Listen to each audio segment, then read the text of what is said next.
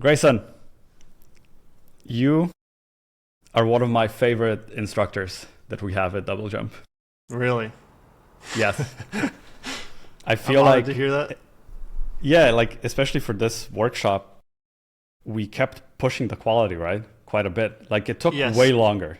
And you know how it is. Like we were just discussing how, at Naughty Dog, you sometimes have to work a bit harder, longer. But that's it, right? Like that's the only way to achieve something that's actually good. You just need to just push it a lot harder. Yeah, I completely would agree. I think we really pushed this Yeah. as far as we could. I think originally the launch date was set for sometime like early of this year. We were going to Yeah. have like one less piece in it, and we decided to make a big push to get one final super epic cinematic Yeah. showpiece at the end there. And I think that a lot of good things have come from that. It kind of pushed me to a little bit reinvent the course along the way. Yeah. Uh, Yeah. not to mention the prolonged period that we did it has now made me recreate it in 5.6, Unreal 5.6. So we're at least up to date. Whereas if I had launched it, a couple months earlier or whatnot, we'd still be using 5.4. So everything is now very up to date and using the completely new destruction and first-person shooter system in Unreal. So I think that's going to be very applicable to a lot of people too. They completely redid the way that blueprints interface with how you'd use a first-person weapon, and did a lot of really cool things programmatically that we'll dive into in this course, and I'll be excited to share. Awesome. Yeah. Um, we had a version, I remember, with the tornado and the power plant and everything. And I was like, something's missing, or like the quality's not there yet. But then you did the house, and then we changed the tornado, and then we changed the concept for the power plant.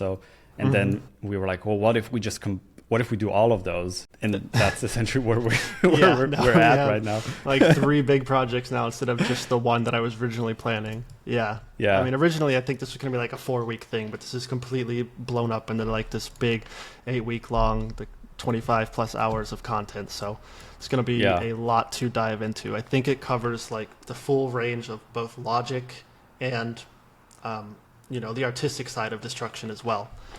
Yeah.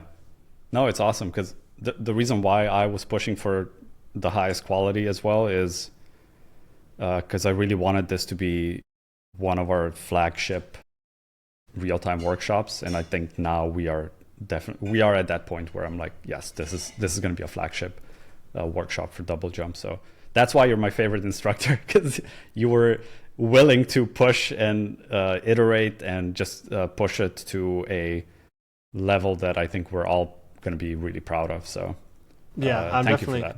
of course, I'm happy to hear it. I think, I'm proud to have got it this far too. I think that this is going to cover everything that I wish that I had known when I was doing destruction. Like, you can make an explosion, you can maybe make it look good too, but how do you integrate that with blueprints? How do you have the decals that spawn behind the explosion? How do you make those fade out? How do you fit everything together into one big thing? So I think that Yeah. this should give people the skill set that I wanted to have early on, where you can do the full pipeline. And I think that's Yeah. also going to be something that'll set you apart when, applying for jobs, is being able to show that not only the artistic side, but also the technical side of everything. Yeah, and there's also kind of the conversation of gameplay versus like pre-rendered cinematics, because you can make things look really good in Unreal, but they're not going to run in real time, or they're not fit to function in in a gameplay environment. So there's like a lot of variables, but I think what you show is actual also gameplay that with a playable character, and you shoot things and they're real-time destructibles. But then we also made a few almost like cinematic moments, right, with the power plant, and I'm not sure if that actually runs in real time. It kind of like it does, right? You can work in the project in real time, but yeah, we cover both gameplay stuff, shooting, explosions, but then we also have the entire render pipeline if you need to make cinematics for a game, which is equally important. So we both have how to optimize your effects to run at 60 frames a second, but then we're also covering what are the settings you use to get the highest quality out of an explosion and to make that a cinematic moment. Sweet. Awesome, dude. Well, I think we can dive right into the juicy bits. And if you can Sure. share your screen and show us, like, I know you've made a ton of preview videos and just like awesome marketing material. Yes, we But have. then also we could, you have a few Unreal Engine projects opened as well, so maybe we can see that actually working in action as well. Yeah, so we can do both. We'll show off some of the cool cinematic stuff, some of the previs stuff, and then we'll also show off some real-time game stuff here. Awesome. Let me open this up. Yeah, so we'll start with a few nice videos here. Let's see, where do we want to start? I think we can start with one of the flagship pieces of the course here. Sure. Yeah. This is going to be the house tornado. Let's see, and full screen and everything. Yeah, so my goal with this is running in chaos, but my goal with this project here was to make like the highest quality real-time destruction that I could. And then we're also doing a lot of stuff that I was trying to push to the point where you might not be able to tell if this is running in an engine or not. So my goal with this was to keep this to like a cinematic standard rather than just a real-time game standard and have that be like, oh, that looks gamey. So we're trying to implement a lot of cinematic bits here. We can show off just some of the cool debug stuff for this as well. And we can talk about all the elements coming together. This is going to be a little bit of an older version of the shot, but it does have some cool debug stuff I'd like to show off here. So Tornado is a little bit out of date here, but this is, well, this and the new Tornado are both running in real time, but we also are creating them in Houdini. So there'll be a lot of cool stuff to go into there. You can see here, this is the physics system that we have set up for the house. So we're dynamically spawning all these impulses on the destruction parts to have them sort of blow and suck into the tornado. And then you can't see it in this shot, but we have a bunch of effectors also on this tornado that are sort of sucking the pieces up into it. So I just think this is a pretty satisfying shot to go into. There's some smaller stuff in the background that we'll cover. You can see these little joints here are cable simulations. We have better examples of that and some other shots, but these are cables that are simulated in Houdini, and then we're bringing them over into Unreal. And I think that being able to, we show multiple ways in the course to go about how you get this sort of stuff in game. Let's see if I have some better shots here. This is going to be real-time physics on these ropes here, but we can talk about, and we will talk about a few different ways that you can go about getting this sort of stuff in game. So this here is done with a custom physics system, but we can also get cable simulations in game with vertex animation textures or through skinning them and getting that out. I think that's going to be the most optimized way to get that in game. Don't want to go too much into the technicals of everything, but I think it is cool that in this course we talk about not only how do you get stuff in game, but also what are the different ways that you can go about it and what are the pros and cons of each way. Yeah. Let's see, some more fun stuff here. This is going to be a procedural rope bridge here. We'll talk about how we set this up. So this is completely running at real time here. We have impulses on it and all this stuff. It looks a little bit underwater, but I think you get the idea here. Everything is reacting in real time, and this is going to be a pretty advanced setup in terms of getting this actual rope bridge working. We'll show some the actual inner working of that a little bit later in this webinar. But yeah, we can kind of just keep that looks going awesome. through some. Thank you. Yeah. Yeah, that whole kind of with the rocket launcher and everything reminds me of Doom quite a bit. Mm-hmm. Yeah, that was definitely a big inspiration. Yeah, it's like you only need the hook on the other hand, and that you would pretty much have like a early version of the Doom kind of level. I'm so happy to hear that. Yeah, Doom is definitely a big inspiration. Yeah. One of the best games for destruction out there when it comes to kind of just being like, there's no limits in Doom. I feel like you're just kind of pushing everything to the max. And that's kind of a little bit of what I wanted to do with this project here too, is just add as many big, wide elements as we could. So we have this rocket launcher, which does come with the course as well. I can just show this one off quickly too. Okay, yeah, so it's just going to be a nice turntable of it. I modeled this, rigged it, and we have an animation on it as well. And then we'll be going through in the first week how we actually get this working in game. Because I think as important as effects are, it's also cool to have a way to demonstrate those effects, right? Like, don't just have the explosion, have something cool shooting the explosion. Yep. Yeah, so Awesome. I'm really excited to share this with everybody. And then if you have your own gun or something, we go through a little bit of how you can rig that and set that up so that you can get your own weapon working in game too. Okay, let's see. Where else do we want to go here? Yeah, so we could talk about the other flagship piece here. This is going to be a big one that we'd spend a couple weeks on here. I think this is the final version here. Yeah, we'll just let it run through first, and we can break it down. Okay. Nice. Yeah. Yeah, so this one is going to be a lot of different implementations of things in it. Mainly here, if we talk about stuff, this is going to be a chaos simulation. So this is running in real time and dynamically reacts to this tank here. So this will be a good example of in-game destruction. We have these ropes here, which are vertex animation textures. So we're simulating them in Houdini, then sending it over to Unreal. And then we have this big cooling tower, the main piece here. We can go ahead and pause it, which is composed of a ton of different elements. We have our pre-made explosions from Houdini using the Master Exploder toolkit. And we're getting those in-game with Zebra AI. We have a dynamic blueprint running on this, because I think this is one of the biggest problems I've seen in game destruction, is how do you get a cool simulation from Houdini into Unreal and then layer real-time effects on top of it. So for this course, I've rigged up this big blueprint that we're going to recreate, where we are looking at our simulation from from Houdini, and we're going to dynamically spawn real-time effects, like from Niagara, on the moving pieces. And I think this is going to solve a lot of big problems. If people want to, I think you could totally make like a complete plugin from this, and I think that would help a lot of people, because this is a super common problem that I wasn't able to find a good solution to.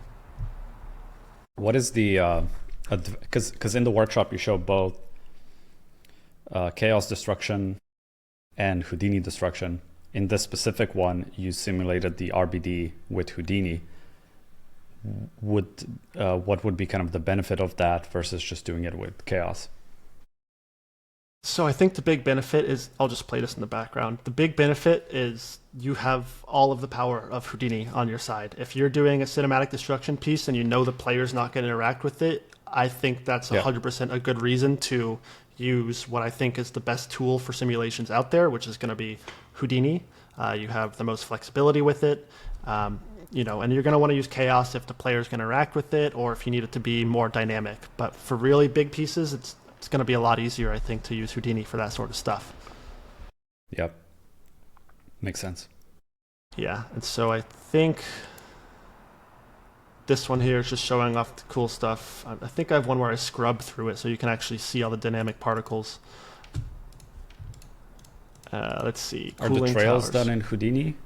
The smoke trails, or is that in Unreal? Yeah, so the trails are going to be dynamically spawned in, well, there's multiple layers of trails. So we have these trails which are not following the scrub here. These are dynamic Niagara particles, which are attached based on the speed of the bone.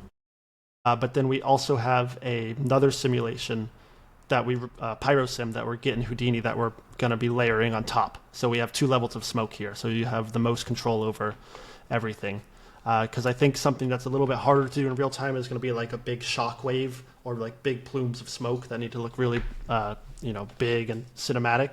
You'll have a better time doing that in Houdini, and then we go ahead and dive in Unreal and do all of the smaller tertiary effects on top of it with Niagara. Yep. Sweet. Yeah, so here's just the Axiom solve on top, so this is going to be in Houdini here. Yeah, and then we're able to get this in game, and this will run back at real time, which is super exciting. I feel like VDBs getting into Unreal is pretty groundbreaking tech. I think we've realistically been able to do it for like 3-ish years, but with Zebra AI, I think they really pushed how far we can bring volumes when it comes to Unreal. It's a lot more performant than Unreal's native volume system. Yep. Yeah. So this, I think, is going to be some wires running in real time. So these, again, are simulated in Houdini and just have a looping. We're creating a looping vellum simulation, and then we're going to bring them into Unreal. And this is one way that we can make stuff happen, right? We can also make dynamic wires, which we'll of course go into as well. But if you really want that like fine-tuned feeling to it, it's going to be better to get a looping simulation and probably a lot more computationally friendly as well. Yeah, this was, I think, what was that video game? The new Indiana Jones game. There was a big ice sequence in the game. I don't want to spoil it, but it has a ton of effects, and there's like a cool breakdown on how they did it. And it was mostly, a lot of it was Houdini and then implemented into their engine with Alembics, or I'm not sure if they actually use any actual VDBs, but I do think with Zebra AI and these VDB compressors, that's actually like, before that VDBs were just too big, in general, but now they're actually really small once you compress them. And in a way, VDBs or like volumes are just like pixels, right? So they were able to bring the file sizes down by like 98%. Yeah, really it's helps. insane. Yeah. I think some of these are, under 100 megabytes, and we could compress them further. And that's not just to say that that's all we do in this workshop, because we also go through how you can set up cards and sprite sheets, which are going to be your it's going to be the way you should usually do things, at least how we've been doing things in games for the last 20 or so years, I think. You render out the sprite sheet, we can add lighting on top of that sprite sheet, which is really cool, using the normals. And then that's going to be the most optimized for games. It's going to take a little more work to get to look at the same level as VDBs. So if you can get away computationally with a VDB, then I say why not go for it. So this is all VDBs here, and just a bunch of different particles we're laying on top of each other to get that grenade launcher explosion effect. Sweet. Yeah, looks great. It's awesome. Sweet. Let's see. Okay, this one's kind of fun here.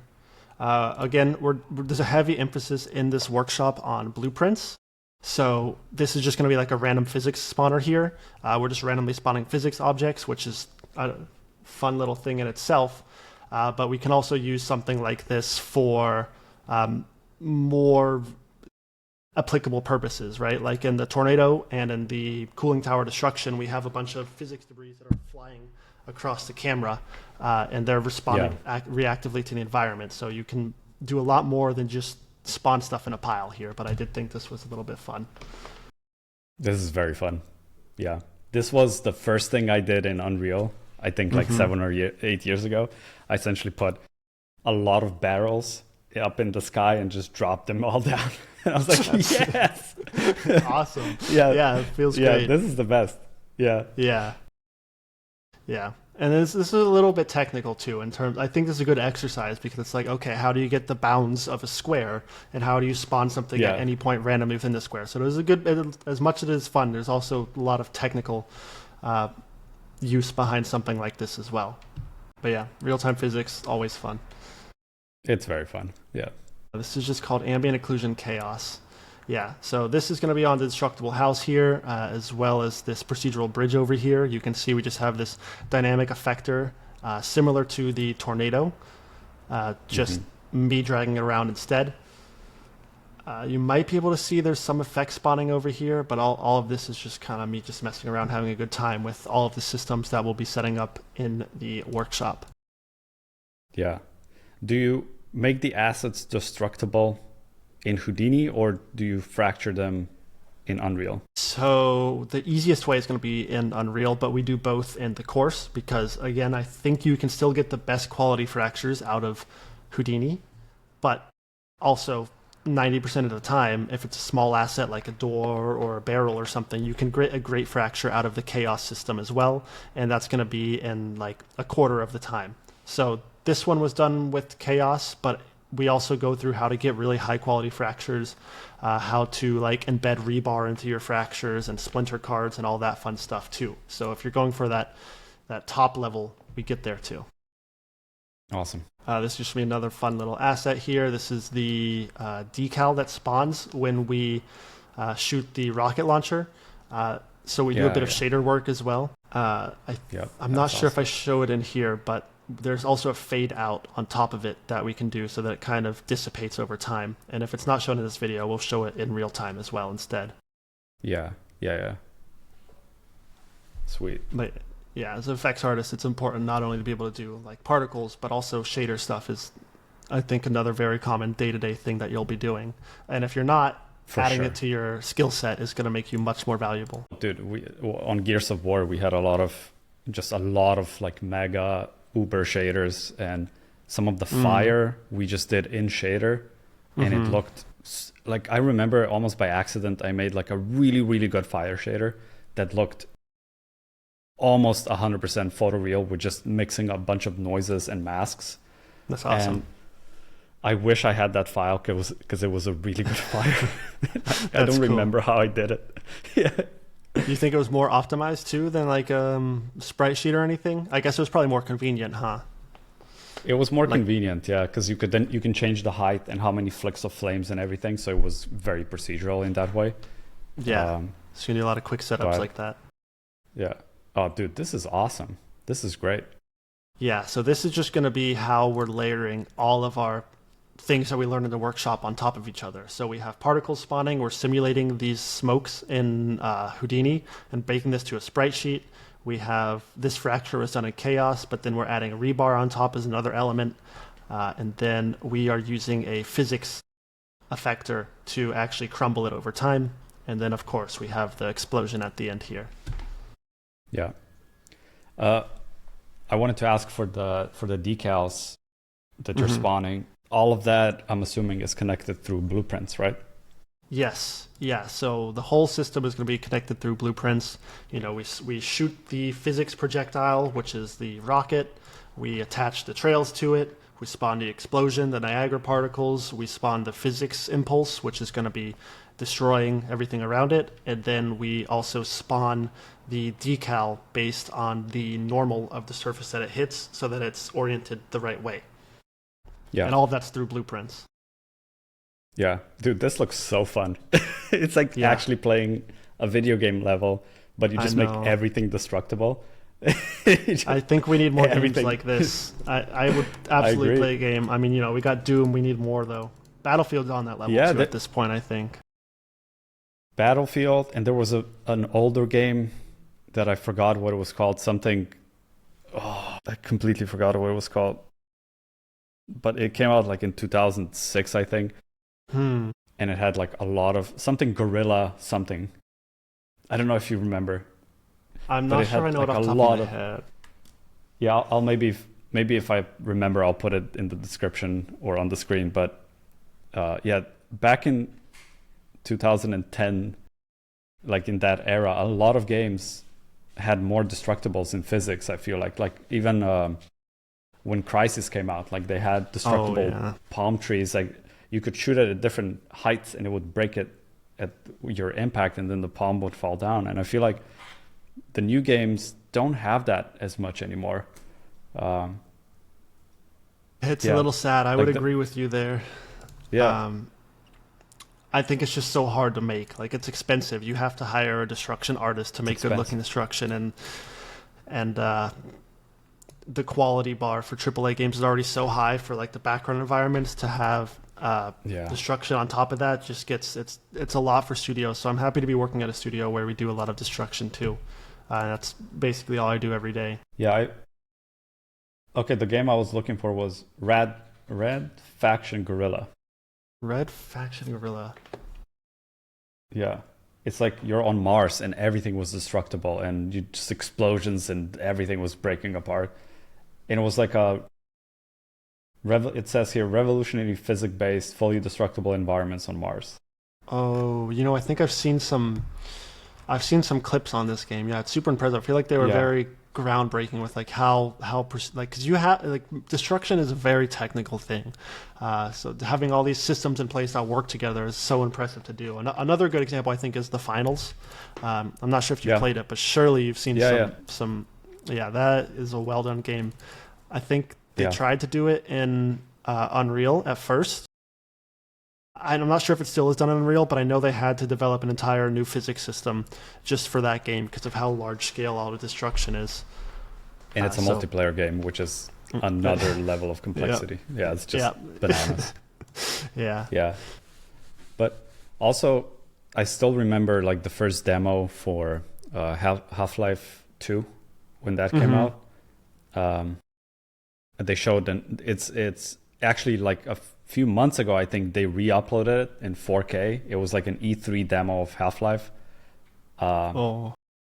It's pretty cool, and they were showing off the physics systems. And I feel like Half-Life really had it's such a cool physics system, like with the wood breaking and like explosions, and they had barrels like this that were like flying all over the place. And I feel like we lost some of this, because this is so fun, right? Like imagine having a game like this with so many barrels. You immediately you want to shoot, and then you're like, oh my god, like everything is exploding. I felt like that when I was playing Astrobot. Because in Astrobot, they had a lot of physics-based kind of effects. You spin and all the leaves go out. And it's just like, and it's so satisfying. And I feel like this hits that same kind of satisfaction in my brain. It's like, shoot everything. Yes, exactly. And I would go as far as to say it's even more satisfying when you know you're the one that set it all up in the first place. Dude, 100%. Yeah. Yeah. But yeah, Half-Life 2 also super awesome. I really like the small stuff in there that a lot of people might not appreciate as much. I think this might have been for the VR one, but they have like the demo of they're shaking the bottle or whatever, and there's water in it, and the water reacts based on how you're turning it. And it's just like the small stuff like that. You don't think about it, but it's so freaking hard to actually recreate. And that's the water is probably a shader, I would say. Yeah. It's probably not an actual physics-based liquid system. I think it's like a shader that reacts semi-dynamically, but through the orientation, it knows how to reorient itself. Yeah. But yeah. It's just a very complicated shader, I'm sure. It probably is, yeah. I think this is just more of the same here, but I also think you can't have too much of this. I have lots of cones in my videos. This one might be a little slower motion, but yeah, I think we get the idea. But there's no such thing as too much when it comes to cones. No. Let's see. I think we're making pretty good leeway through most of the videos here. There's probably some other small fun stuff we can look at. This explosion, I think, is pretty cool. We'll see. Yeah, so this was using the Master Exploder toolkit. And a bit of help from Mr. Urban himself as well. But we are getting this explosion here in game, and I'm running through the entire setup on how this was created in the course. So you can go ahead and follow along with that. It's using the Master Exploder toolkit, Axiom, and then Zebra AI to compress and send it out to Unreal. And then that's what's being shown in the final shot here. Nice. Yeah. Sweet. Yes.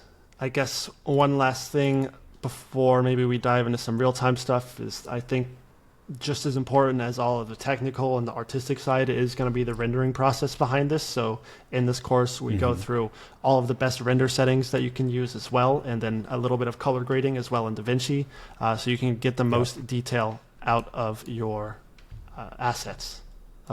Yep. Cancel whatever that was. Uh-oh. I moved something. You moved something to your local drive C. Hopefully I clicked X in time. We're not going to worry about it though. Yeah, okay. So I think we've covered most of this stuff here. Yeah, but I do remember we, like, when you were exporting stuff and I was doing some color grading as well in DaVinci. We at the beginning the ACES pipeline for some reason was not working, but then I don't know what you did. But then it started working, and it was working as intended. But yeah, definitely exporting and then using ACES to color grade made it look much more cinematic in the end. Yes, I think it's a deceiving pipeline, to say the least. I think it's nice that there's going to be video on how exactly to do all the settings, because for me, I thought it was working as expected, but then on your end, clearly the colors weren't coming in the right way. So it's... Yeah, exactly. It just wasn't picking up that it's like EXR in like a large color space. It just was not working as intended. But it usually it's like a checkbox away, and then it works. It probably was a checkbox in this scenario, but It Yeah. was certainly a sneaky one. Also, I remember for the trees and the tornado, we had a lot of, like, they were super Oh, blurry the at trees. first, and I didn't even notice it, but that was Yeah, also a I very kept sneaky saying checkbox. Yeah. exactly. I was like, "Oh, dude, something is blurry. It just feels like we have like Vaseline on the lens." And you're like, "Oh, it's probably the rain." I was like, "Yeah, remove the rain," and it was still blurry. I was like, "No, it's still not. It's not crisp." And then I was like, "Is it motion blur?" You removed motion blur, and it was still blurry, and it was something anti-aliasing or whatever, right? Yeah. So it's sneaky anti-aliasing checkbox that I probably turned on for earlier before I had the trees in, which makes Yeah, stuff looks nice, but yeah, coincidentally makes trees look very greasy. yeah. It was very greasy. It was just smearing them, and it had like a weird. Yeah, it didn't look right. Yeah. Yeah, sweet. Um, I think this is just one last thing worth going over. Just we do a Mm. lot of vellum in this course, and so just the vellum setup itself I think is cool. But we also write a little bit of a custom post-process operation here. What you're Yeah. seeing with these black and white colors is going to be I'm offsetting the time of different parts of the simulation to give us like more breakup in the wires. So the white parts are like 2 frames ahead maybe, and the black parts are maybe 2 frames behind, and so that kind of gives us this nice variance in the wind, so it's not all just blowing at once. I see. I Yeah, see. so Yeah. there's just little things like that that I think I've picked up along the way that I'll be sharing a lot of in the course. Yeah. Yeah. It's very cool. Okay, should we dive into some real-time stuff here? Well, let's try if it's gonna work. Real time is always tricky. It is always tricky. You have a lot of. Yeah. I may Hopefully have it's 4 smooth. open. Yeah, well, I have hope. Okay. Yeah. Let's see. We can start with this one. Okay, so you can see this is using the. Probably want to delete this for now. Or Are those the barrels? No, the yes, the debris. yes. Hopefully. Okay. Yeah. All right. We've disabled it. Not going to crash anything. Cool. Okay, so yeah, this is using the new Unreal 5.6 and later setup, so it should be the same if you're in 5.7 or further. They have some really cool new like test arena levels that we're working in here, and I'm plugging our gun that we create into the first-person shooter system. So you'll be able to see how you can set up your own weapons using Unreal's kind of default workflow here. You can see if we walk into it, we can pick it up, carry it around, and of course shoot it and have fun with it. Yes. We have a couple of destructible assets in here. This suspiciously large traffic thing works as expected. I think this one here, it might be a little hard to tell, but we're doing this one is imported from Houdini and sent on over, so we're doing like the full fracture pipeline on this one, which is going to be fracturing it, adding detail to the edges. I believe I go over a little bit how to add splinter cards and interior UVs to it. So this might be a little bit more what you can expect to see if you're working in a studio where you're not using Unreal Engine, but maybe you're instead using something proprietary, so you have to do all your fractures in another software. Yeah. We can take a look here at the decal a little bit better. You can see, we're spawning it and it's fading out over time through blueprints. We are dynamically changing some parameters on the shader. We've got a whole lot of fun things going on here. We have the shockwave explosion happening when you shoot the shot. This is going to be a small VDB here. There's Niagara particles following the trails here. And then we have, Niagara fun stuff and the big VDB explosion as well. So plenty of fun to be had with this, and a great baseline, I think, for just learning the fundamentals of destruction, I would say. And so this is what we'll be covering in the first couple of weeks. Then after this, it always freezes when I unpause stuff. This should be fine. We'll be covering the setup and idea behind how I create these bigger shots here. The cinematic shot, this is a good 2 weeks of the course, doing the Houdini fracture, the blueprinting for this. I don't think I have this shown here, but this should be able to dynamically spawn Niagara particles, the placement of the explosions. So that'll be week 6 or 6 and 7, I believe. Yep. And then yeah, I think in the final week, we're going to be going over what might be my favorite thing, which is going to be all these procedural physics here. So this is a very similar level, but not the exact same. We have this rope bridge here, which is completely procedural. We did a procedural rope bridge in my Houdini for Games workshop, but that was all inside Houdini, so it wasn't really runtime. So I think this is going to be taking that to the next level here. I give you all the tools to build off of this, so it's not just planks. But the idea is whatever you change here, we should be able to change a couple of parameters for it. And then we can just play it back, and it should simulate based on whatever length you give it, which I think is super fun. And of course, it also reacts to weapon impulses, as you can see. So, wow. Yeah. And then over here, we have the default Unreal wire system. But we're doing some custom blueprinting on that as well. So by default, Unreal has some nice wires that you can just set up. You can pick a point and a second point, and it'll create a wire between them. But getting them to actually react to the player is going to be something we have to do in blueprints here. So we're calling to each wire here, getting to position of a bullet, and then applying a strength based on how far away it is from the bullet. So we'll be doing not only our super granular custom setup here, but also a little bit of fun with the Unreal basic setups too. Sweet. Yeah. Lots of other fun stuff here. Let's see. Okay, so maybe this stuff isn't running at real time. Oh, yeah, okay. So yeah, again, we can see here vertex animation textures, brought in game. This might be an Olympic, but we go over both. Again, simulated in Houdini. How do you preserve the textures on it? How do you preserve the material assignments? When sending it from Unreal to Houdini and back, all of that is like stuff that you don't really think about when you're doing stuff like this, but is a real pain in the butt if you don't know how to do it. So we got all of that covered in the course as well. Same thing for this big guy here. I'm not sure. Oh, I do have materials on it. Yeah, and so this one is actually, I think, just a procedural animation I added in Houdini, just giving it some noise on the rotation value, but the wind is then added on top to the attached vellum wires. Yeah. Okay, so this one might be a little risky to play, but we'll go ahead and give it a shot here, just with everything else running and whatnot. Okay, so we do have to be a little bit gentle with this one here, but you can see we do have all these dynamic effectors here. Let's see if I can pick one of these up.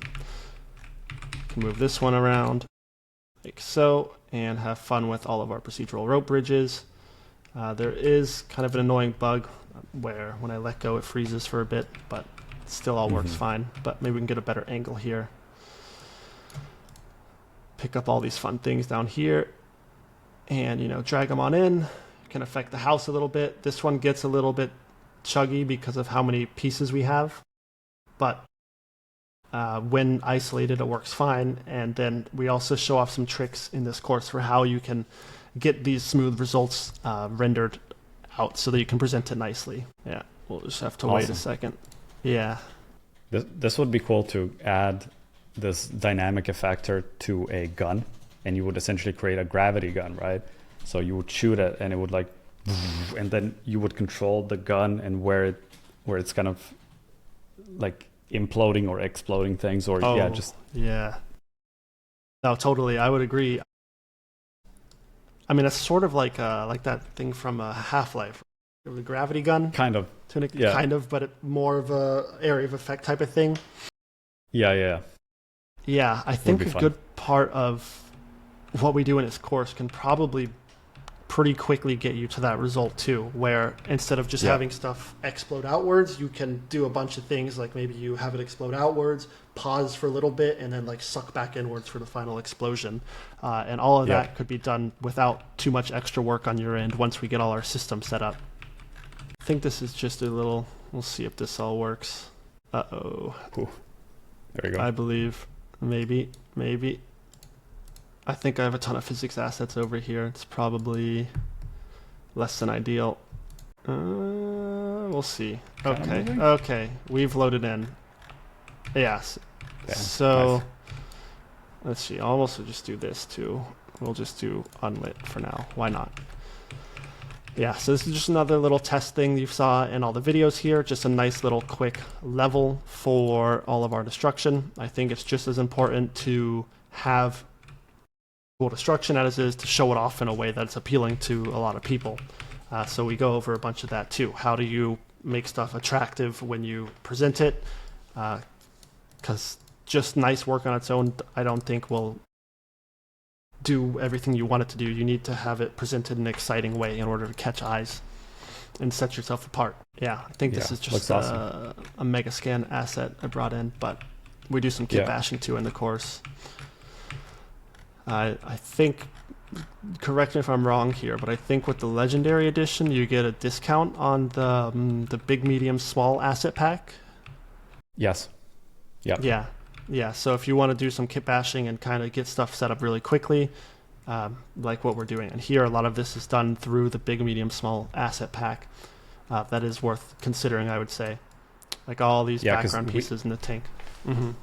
Exactly. Yeah, because we can't give out these assets for free with the workshop because, we don't own them. So you need to buy them separately. But luckily, usually everybody's like very keen on collaborating with us, so they give us like 30 or 50% discounts. So if you're a customer of ours, you get benefits with all the third-party kind of platforms like that as well. Yeah. So definitely worth considering. Makes my life a lot easier. As much as I like creating environments, I think being able to quickly throw stuff together with other people's stuff to get the point across is just as important. Yeah, one other thing I struggled a lot with while creating this piece would be the clouds here. We go through a couple different ways we can go about it. At first, I'm using volumetric clouds with the Ultra Dynamic Sky plugin, and that gave me an okay result, but was not really worth the performance hits plus how hard it is to iterate on it. So for the final shot here, I went ahead and used like Skyblocks matte paintings for the background. So we go over how you can set all of that stuff up too, because presentation is important. It is. Yeah, and it's kind of cool. I think a little bit of what's going on here, maybe you can't see in the final shot, but there are actual God rays that are coming from the clouds, which are a 2D image, which is working really nicely with the screen space. It's a screen space God ray that we're getting on top, but it might have been cut out of the final shot, but we go over a little bit of that too. Yeah. So all just fun stuff cherries on top, I suppose you could say. Yep. Yeah, there's a lot of small things that are very important, but you don't see them. Mm-hmm. But they do add to the final effect, like just a lot of layers.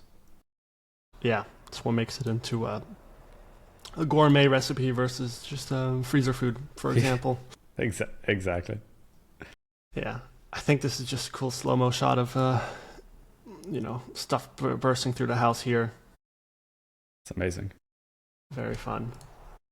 See, if you had a gun like that, that's what I'm saying, right? So you would put the attractor on the gun. You press the trigger and it's like, you see the force field, and then you move the force field, and that would affect all the environments. I feel like that would be a cool game concept. Yeah. Oh, yeah, absolutely. And you can draw little destruction patterns, even like a puzzled game or something. Yeah.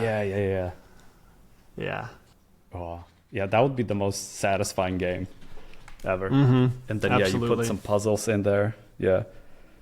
Puzzles and destruction. Might be a first.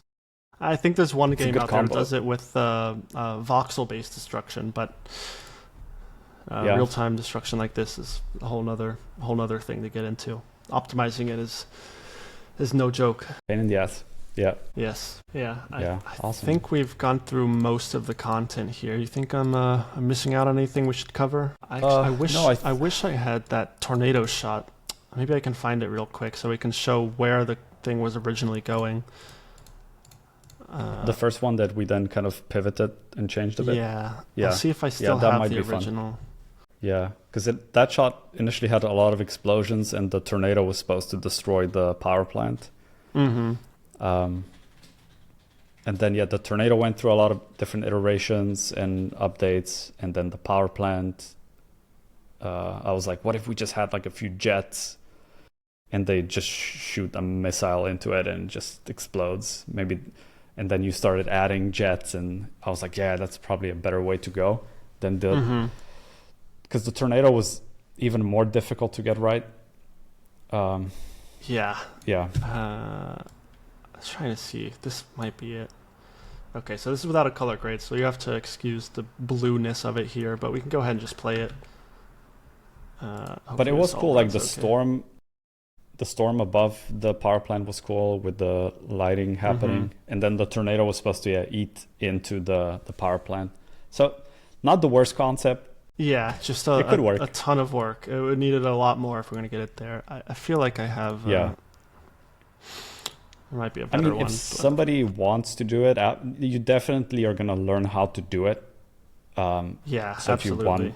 If you want, you can go ahead and use this concept and it's going to take a lot of work for sure, but I think it could look cool. And then it obviously needs to explode in the end, and maybe the shockwave evaporates the tornado as well, and could be a cool shot. Yeah, I mean, we have all the elements. We have the tornado, we have the FBX pipeline. It's just a matter of execution. I'll try one more here, and if we can't find it, I actually have one more shader thing I would like to show off if I can get to that quick enough. Oh, bummer. Yeah, it's just the same one. It's okay. I'll find that at some point. I think I have the lightning shader from the tornado in the house somewhere in here. Yeah. BP mesh lightning. This could be it. Oh my god, it's massive. Okay, yeah, so all right, so this is, thought this was pretty fun. So we're basically in the house tornado shot. You see the lightning in the side of the tornado, and I thought it would be cool if like the tornado or the lightning was like wrapping around the tornado a little bit as it was swirling. So I built out this blueprint here with a custom little lightning shader on it, so you can see it reacts based on where it is in the world, and then we should have some fun functionality on top of it. That's actually how we get the lightning. I think, let's see if I go into the blueprint here, I can find the material, but we have like a flicker for it. We have like a animation for how it crawls down the cylinder itself. So, all you need to kind of quickly create a bunch of iterations of it. Here is the instance. Okay, so if everything works as expected here, we have this lightning reveal. Okay, yeah, so it's upside down, but you can see, we're just kind of masking this out so we can kind of have the lightning come in, flicker, maybe go back up a little bit and come back down again. We can change the scale of the noise here. So a lot of different like dynamic effects that we're adding to give it completely new looks quickly. So you can create a bunch of different effects with it. Obviously stuff like the color, emissive strength, all that fun stuff. So just more fun shader work that we go over. Rotating it, the works per se. Yeah, it's cool. Almost looks like fire. Yeah, I mean, lightning is just like usually it's just like a line with some noise, and then you put some glow on top of it. So you can turn it into a lot of different effects for sure. Yeah. Is this when you actually spawn it in the tornado? How are you spawning it? Is it because it comes on and off, right? Do you animate that, or is it like a particle system that you're emitting this on, or? It's a good question. So in the actual tornado, I have like 10 different pre-placed cylinders for this. So it's not technically dynamically spawning it. I just put them at all orchestrated positions because getting this to actually spawn the right way inside of volumetrics was pretty hard to do. But even though they're pre-placed, we are dynamically and randomly activating them. So, it'll be like, okay, call to this cylinder, lightning cylinder, play a random flicker of a random duration, and then turn it off. And then we can kind of control all of that through like frequency parameters, and change the length of how long it flickers for, all that sort of fun stuff. So it's like a hybrid dynamic sort of thing. Yeah, and sometimes you have to do it that way. Not everything needs to be perfectly procedural and dynamic. I I still sometimes just keyframe things and it's fine. I mean, sometimes it just has to be done. Yeah. Yeah. The Houdini in me 100%. says no, but the clock says yes. Yes, exactly. Yeah. Yeah. And I think it's a perfectly good Sweet. solution where you're going for like a large set piece too, where like it needs to look orchestrated and final, and procedural just might not get you there in some cases. Yeah. Sweet. Yeah. Yeah. I think that's it, right?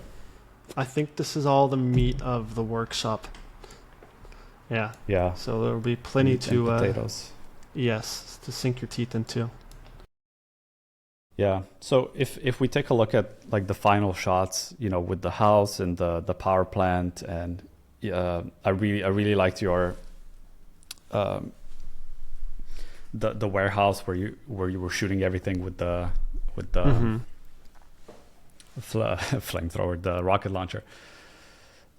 If, for instance, just as an example, if let's say you're at Naughty Dog, which you are, and you are hiring for effects people, and somebody shows you this. Yes.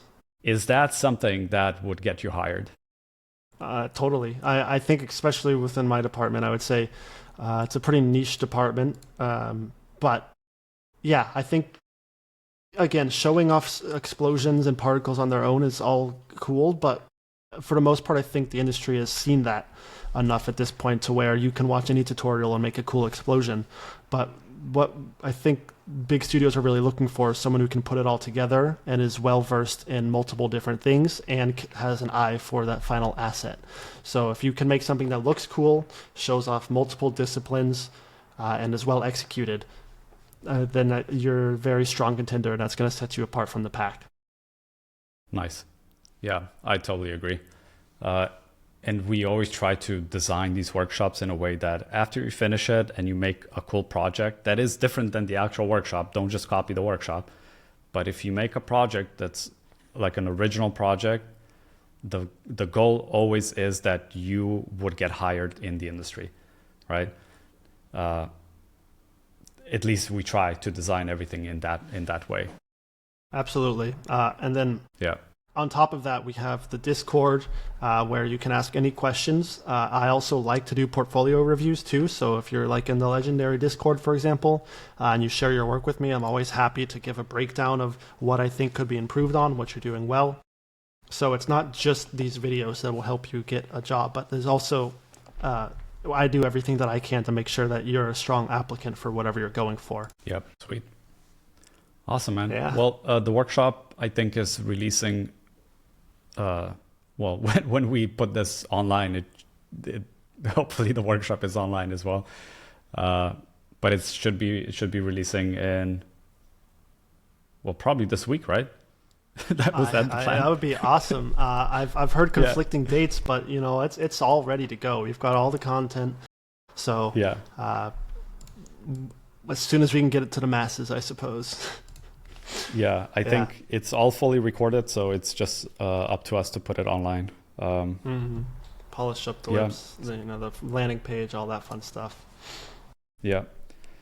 Well, cool, man. Don't go when I stop recording. Don't go off the call. Just stay in the call for a little bit. But sure. I wanted to say that just thank you so much for the hard work, and I think a lot of people are gonna benefit from this.